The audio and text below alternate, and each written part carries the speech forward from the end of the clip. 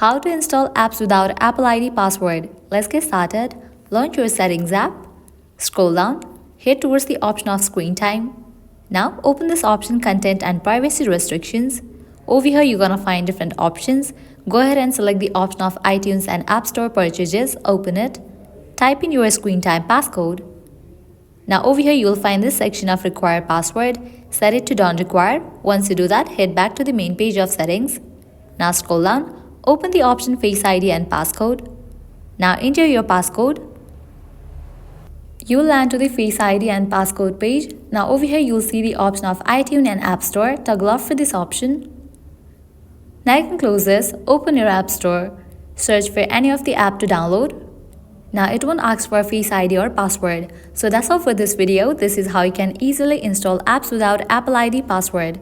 At the end, if you guys find this video helpful, don't forget to like, share and subscribe to our channel. Thank you.